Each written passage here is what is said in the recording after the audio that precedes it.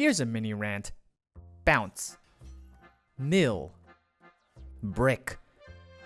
Sometimes it feels like Yu-Gi-Oh! Has its own language, its own complex turn of phrase to define the happenings of a complex card game.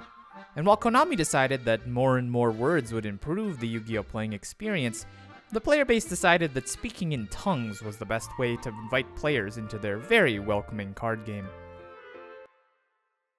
Let's start with card archetypes, a term I just came up with for cards that more or less embody a singular game mechanic. Cards that can search monsters are called Reinforcement of the Army, or RotAs. Summoning from the Grave is a Reborn, for Monster Reborn. These card archetypes allow duelists to communicate the ideas of cards without sounding like problem-solving card text themselves. And sometimes they work great. Sometimes, but not all the time.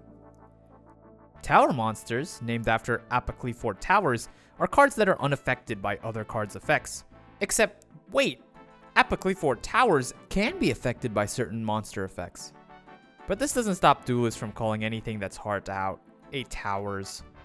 Also, sometimes these shortcut terms start feeling like bloated high school essays, like Incredible Ecclesia is just like Lonefire Blossom for real. Just not a soft once per turn, but is a quick effect and has to tribute herself instead of any plant monster.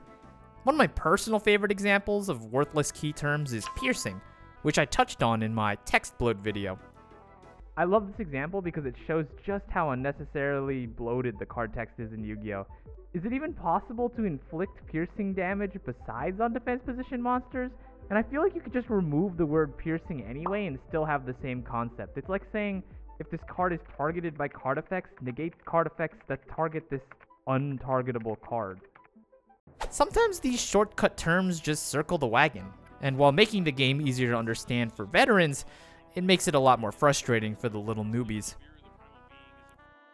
One other thing that has to be mentioned, we gotta stop with the unnecessary abbreviations.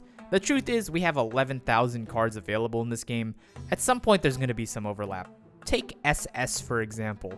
If someone came up to me and said, "Hey, did you hear about the new SS card?" I'd have to go, "Oh, you mean Six Sam? Or Skull Servants? Or Silent Swordsman?